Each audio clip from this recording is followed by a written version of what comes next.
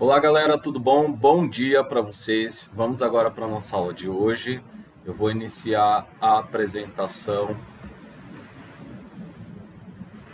Nossa aula de hoje é sobre os povos do Oriente, né? As primeiras civilizações. E nós também vamos falar sobre três, na verdade, não é só um, tá? Hebreus, persas e fenícios. Então, vamos lá, galera. Seguinte,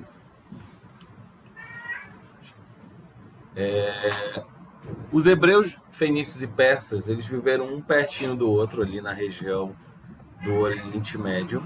E eu vou já mostrar para vocês, olha só. Aqui nós temos o mapa mundi, né? Aí aqui mais ou menos fica Israel. Aqui esse é o mapa mais atualizado, mas ainda temos um mapa mais daquela época. Bom, o primeiro povo que a gente vai estudar aqui são os hebreus, né? E não liguem que meu gato está miando hoje. É assim mesmo. Bom, os hebreus conhecidos por esse episódio icônico, né? Que foi Moisés atravessando o Mar Vermelho. Como vocês já sabem, os hebreus também podem ser chamados de judeus, né? E eles viviam uma sociedade de economia agrícola e pastoril, com uma pequena presença de atividades comerciais. Quem já leu a Bíblia sabe que boa parte dos negócios dos povos judaicos era ligado à terra, à plantação, né? E para quem acompanha também sabe que lá é uma terra semiárida, então os frutos que davam eram muito característicos de frutos árabes, né? Como damasco, como romã, plantação de oliveiras para fazer azeite, também a uva para fazer vinho, enfim. O regime de propriedade, e a presença de pequenas atividades comerciais também, né? O comércio ele vai começar a se desenvolver a partir do momento que os hebreus têm bastante contato com outros povos, né? Há vários episódios, inclusive a Bíblia é um dos grandes documentos que contam sobre a história do povo judaico, e não só a Bíblia, que a gente vai depois ver qual era o nome do livro dos judeus, tá? O regime de propriedade era tribal e posteriormente particular. Então, quem era dono das terras no início eram as tribos. No caso, tribos eram uma reunião de famílias consanguíneas, né, que eram governadas por um único patriarca. Na última era, havia a existência de uma elite ligada ao Estado que explorava o restante da população, que no caso eram os nobres, né? Aconteceu bastante na época de Salomão, de Davi. A partir do momento que eles começaram a constituir reis, eles passaram a explorar bastante a população nesse sentido. Lembrando que esse é um assunto histórico, não é um assunto religioso, tá, galera? Então, se por algum momento parecer que eu estou criticando algum personagem, alguma figura bíblica, não é, tá? Até porque sou cristão também. Mas a análise histórica ela vai além de uma fonte só. Aqui, para poder tecer análise sobre os hebreus, foram feitas análises de diversas outras documentações referentes a esse povo. Tá? A localização geográfica na costa oriental do Mar Mediterrâneo, logo, os judeus eles tinham uma abertura para o Mar Mediterrâneo, que é algo muito importante, só que eles não navegavam, tá? Eles ficavam basicamente reféns de outros portos ou de rotas comerciais terrestres. Hebreu, a palavra provém do aramaico e significa povo do outro lado do rio, né? Lembrando que eles acabaram conquistando, eles surgiram, né, na cidade de Ur, a partir de Abraão, para quem não lembra a história. Momento. Eles surgiram na cidade de Ur, né, a partir do patriarca Abraão, há pelo menos 2000 anos antes de Cristo. E Abraão, como se conta, teve uma visão, né, do Deus Javé, e acabou sendo... aliás, essa visão dizia que ele seria pai de muitas nações, né, pai de muitas pessoas. E a partir do momento ele começou a migrar e a achar a chamada Terra Prometida, onde manava leite e mel, que seria uma terra de prosperidade, uma terra que seria dele mesmo, né? Ur era uma cidade na Mesopotâmia, e era uma cidade politeísta e tudo mais, e Abraão acabou se convertendo, né, ao Yahvé, ao Deus único, e ele migrou rumo à terra da Palestina. partir daquele momento, ele vai se fixar ali na terra de Israel e ele vai começar, os seus descendentes que vão começar a conquistar os outros territórios, tá bom? Então aí nós teremos aqui Abraão, logo depois o seu filho Isaac, também vai virar um patriarca. E o que é um patriarca, né? Eles seriam aqueles anciãos que mandavam, né, politicamente, que governavam a tribo, que diziam que era certo e errado, que decidiam quem ia ser aceito ou não. Tudo passava pela mão do patriarca e a sua palavra era extremamente importante. Quem, inclusive, já acompanhou a Bíblia sabe disso, né? Que você faltar o respeito, ou trair, ou enganar um patriarca era um crime muito grave. Então, Abraão foi pai de Isaac, que foi pai de Jacó, né? Que depois vai se tornar Israel, daí vem o nome Israel, tá? Depois vem Moisés e, finalmente, Josué. Já Moisés não é descendente de Jacó, que termina a descendência, Moisés já é descendente de outras pessoas. E Josué, que foi um dos guerreiros daquele momento. Bom, Abraão, primeiro patriarca, já falei, né? Há uma fuga da Mesopotâmia para o Egito. No Egito, na verdade aqui, eles fogem da Mesopotâmia para Israel e depois eles vão para o Egito. Por quê? Né? O filho de Jacó, no caso, que era José, né? Ele acabou sendo vendido como escravo pelos seus irmãos e ele se tornou uma pessoa bem grande lá no Egito, né? Um governador. E a partir daquele momento, então, ele começou a trabalhar e a ser próspero, e os irmãos acabaram descobrindo que ele estava lá.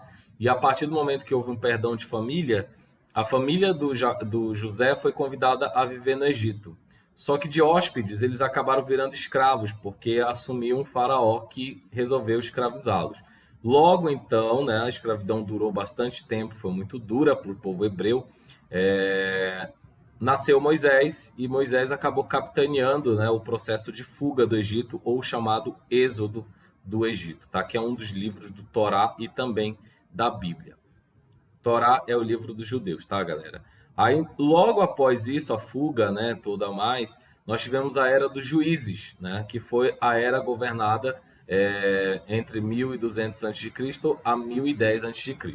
Então tivemos alguns juízes que eram chefes guerreiros, eram pessoas que guerreavam pelo povo de Israel, porque eles estavam sendo ameaçados por outros povos a todo momento, e governavam como juízes mesmo, determinando a lei, determinando o que era certo e errado, prendendo pessoas criminosas e etc. Então, entre alguns juízes famosos, temos o Sansão, né, que foi o cara do cabelão, que cedeu a Dalila e tudo mais, que tinha uma força sobrenatural, e que essa força vinha dos seus cabelos, que acabaram sendo cortados, né? Gideão, que foi o que liderou, salvo engano, ele liderou 300 soldados, né? Foi um exército muito pequeno em relação ao exército inimigo, né? E ele teve uma vitória extraordinária. E Samuel, que foi não só juiz, como profeta, né? Samuel, ele vai ungir o primeiro rei de Israel. Então, nessa luta, né? A luta dos juízes vai ser principalmente contra os filisteus, que eram, no caso, os povos que depois vão se tornar os fenícios, tá? Muito importante isso.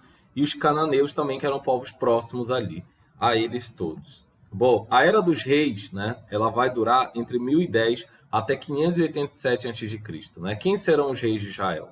Não só, tá, galera? Não só esses reis aqui, nós teremos outros reis. Saul, Davi e Salomão são os principais reis, né? Saul foi o primeiro rei. Ele vai lutar contra os filisteus, mas não vai ter sucesso. Ele foi um rei bastante impopular, bastante autoritário. E logo após ele, né, a morte dele, vai surgir Davi, né, que foi um rei extremamente guerreiro. Ele vai conquistar boa parte das possessões territoriais que Israel tinha naquele momento. Ele vai conquistar Jerusalém, que se torna a capital, né, de Israel. E ele consolida o Estado, torna o Estado perfeito para a expansão. Já o seu filho Salomão vai ser o auge do Estado hebraico, né? Cobrando pesados impostos ao povo para a construção do Templo de Salomão, que foi um templo construído com o melhor material que se havia naquele momento. Há relatos que contam, né? A própria rainha de Sabá, que era a rainha da Etiópia naquele momento, riquíssima, ficou curiosa e foi ver. Foi visitar vários reis do mundo inteiro, iam visitar Salomão para poder visitar esse templo que era revestido de ouro puro, né? E para que isso acontecesse, o rei não foi bonzinho, né? Ele cobrou pesados impostos da população e houveram diversas revoltas, porque também as pessoas eram obrigadas a trabalhar nas obras do templo, tá? Bom, a partir do momento, né, em que Salomão morre, há uma divisão do Estado hebraico em dois reinos, entre os filhos, né, de Salomão, de descendente. Um é o reino de Judá, com capital em Jerusalém, que era, no caso, aqui mais ao sul. E temos o reino de Israel, que vai ter a capital em Samaria, ou Samaria, né, que era também do filho de Salomão, chamado Jeroboão. Bom, esse cisma, essa divisão do reino, vai enfraquecer o reino, né, galera? Imagina só, quando os povos de fora ficam sabendo, eles começam a organizar invasões. Então, a conflituosa relação entre os hebreus e os romanos chegou ao seu fim quando os exércitos romanos esmagaram os levantes e expulsaram os hebreus de Jerusalém, né? Eles vão se espalhar por vários outros lugares, e aí nós teremos a diáspora, né, do povo hebreu. Não só com os romanos, mas também o povo hebreu foi invadido pelos povos babilônicos. Eles foram escravizados por 70 anos pelos povos babilônicos, que são os povos da Mesopotâmia, que nós estudamos na aula passada, tá? Então, a partir desse momento, a comunidade hebraica passa a se enfraquecer e se espalhar ao redor do mundo. E a partir desse momento que nós temos judeus no mundo todo, né? A gente tem judeu no Pará, tem judeu no Brasil todo, no mundo todo, basicamente tem um povo judeu. Eles passaram... É um povo muito sofrido, passou por diversas diásporas. O que seria diáspora, professor? Estou curioso para saber. Diáspora seria essa migração forçada, se espalhar pelo mundo, sabe, de forma forçada. Então eles sempre foram forçados a partir das guerras, né? E a última diáspora mais conhecida, a mais conhecida diáspora judaica, foi o nazismo, né? Foi o Holocausto. Agora nós vamos falar dos fenícios, né? Povo muito, muito importante, e eles eram os navegadores do mundo antigo. Toda vez que vocês ouvirem falar de fenícios, lembre-se de navegação. A localização geográfica deles é na costa oriental do Mar Mediterrâneo, no atual Líbano, tá? Eu vou ver se eu acho um mapa para mostrar para vocês aqui a questão do Líbano. Cadê? Galera, o Líbano fica bem aqui em cima, olha. Bem aqui em cima de Israel, tá vendo? E daqui vinha uma das madeiras mais maravilhosas e perfeitas daquele momento para a construção, madeira super resistente e cara, que era o cedro do Líbano, tá? Então, os fenícios em geral, né? Eles tinham uma região pobre em terra, pobre em solo fértil e pobre em grandes rios, né? Logo, eles não tinham como exercer a agricultura. Então, o que é que eles vão fazer? Vão desenvolver o comércio marítimo, né? Eles vão se voltar para o mar. Tanto é que se diz que os fenícios são um povo voltado para o mar. É uma civilização tipicamente comercial, tá? Os fenícios foram os principais navegadores e os principais comerciantes da antiguidade. E não só, galera, por que estudar os fenícios? Porque foram eles que levaram boa parte das culturas para outros lugares e absorveram também essas culturas, né? A gente vai falar daqui a pouco dos legados culturais, né?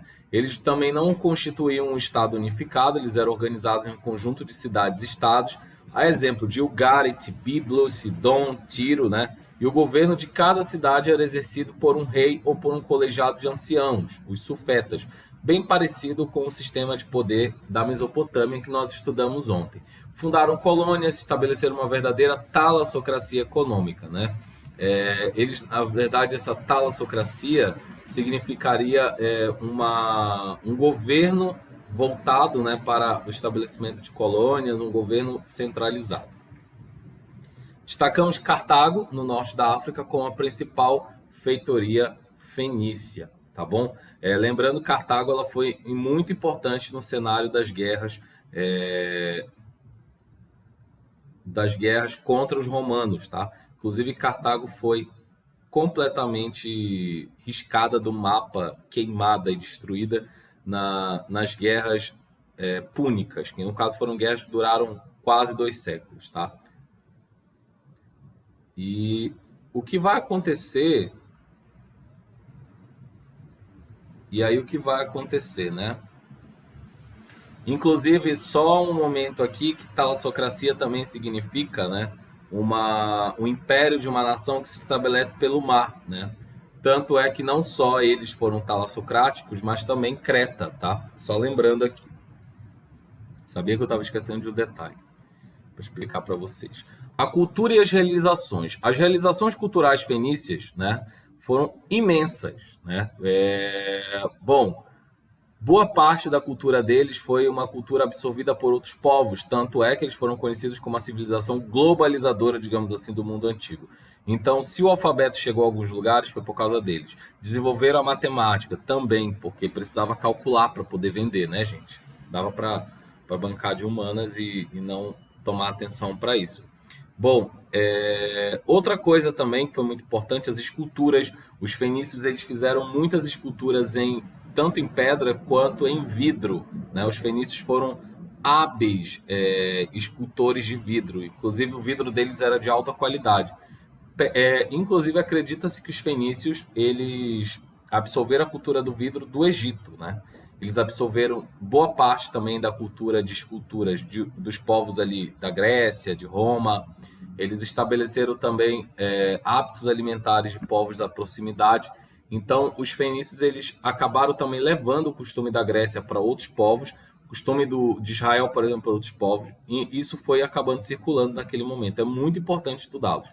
Devido a tal atividade, os fenícios entraram em contato com outros povos, tornando-se assim uma cultura muito rica e diversificada, né?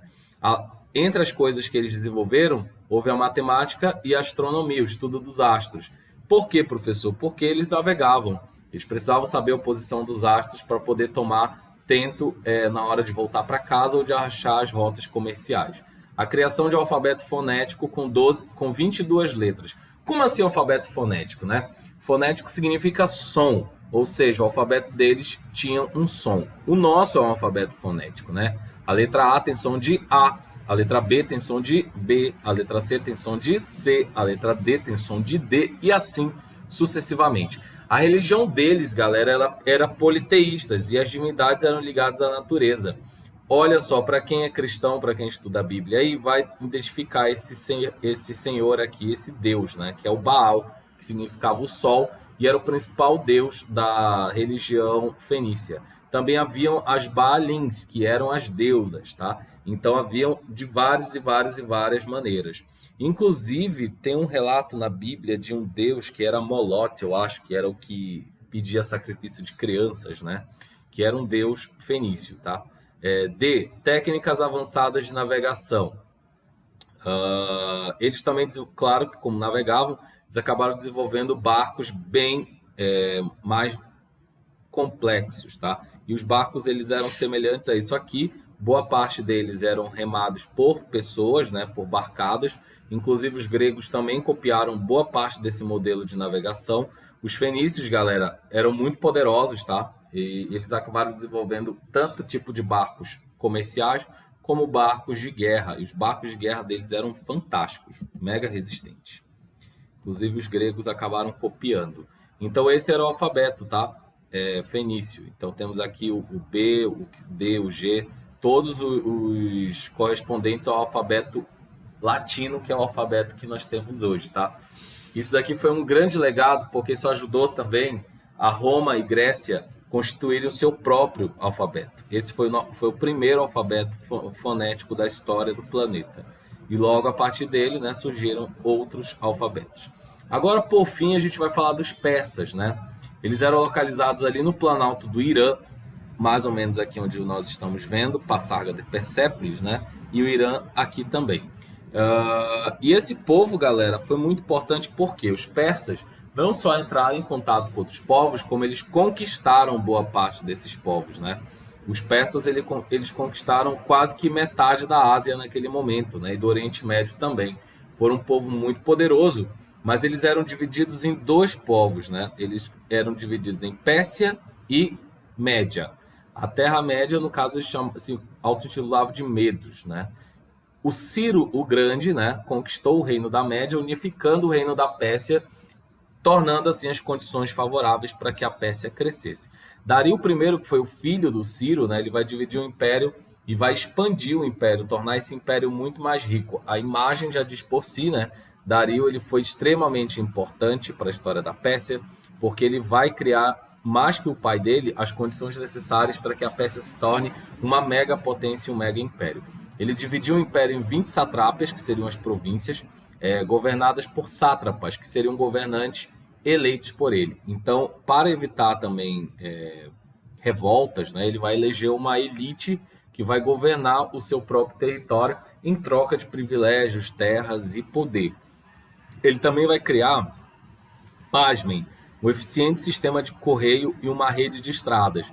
Isso daqui é muito importante, porque ele vai criar a estrada real, que ia, salvo engano, de Suzã até a cidade de...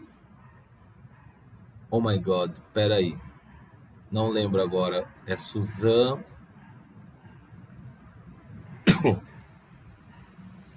Vai da cidade de Suzã até... Eu vou recordar já o nome da cidade que ia.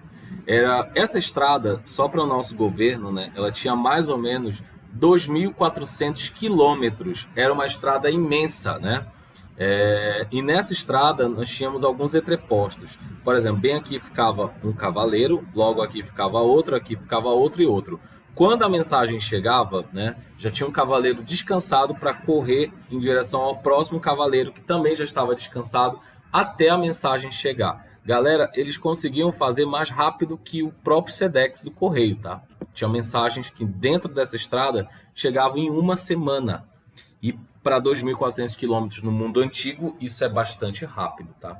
Então foi o auge do Império Persa nesse momento, Dario I, e não só, né? Ele possuía também funcionários especiais, que eram chamados os olhos e ouvidos do rei, para caguetar qualquer pessoa que tentasse, né, trair o rei. Ordenou também a cunhagem das primeiras moedas, que seriam moedas de ouro, que também eram chamados de dáricos, né, que constituíram a primeira unidade monetária internacional confiável, ou seja, a primeira moeda que foi usada no mundo de forma confiável e com uso corrente em todas as regiões em que eles conquistaram, tá bom? Então, para vocês terem uma noção, eles conquistaram até o Egito, né? Eles vão conquistar boa parte aqui, ó, do território norte da Grécia, que ainda não era território totalmente grego, e vão conquistar todo esse território aqui do Oriente Médio, tá bom? Bom, essa é uma imagem do exército persa, exército esse muito temido. Quem já acompanhou o filme 300 sabe do que eu estou falando, porque começa com a saga do rei Xerxes, que manda os mensageiros lá para Esparta para tentar angariar o apoio de Esparta para conquistar a Grécia, tá? E eles não conseguem, entram em guerra, e vocês já viram o trabalhão que o Império Persa dá para a Grécia, né? Só que os gregos acabam vencendo a batalha. Nos aspectos culturais, eles vão desenvolver a escultura, né, como esse alto relevo que vocês estão vendo aqui na pedra, né? Eles gostavam bastante dessa mistura de animais alados com animais que tinham chifres, etc. E a arquitetura também vai apresentar grandes monumentos como os palácios reais de Suzã e de Persépolis. Eu vou passar um documentário com vocês especificando essas obras deles, tá? Por isso que eu não vou mostrar tantas imagens agora.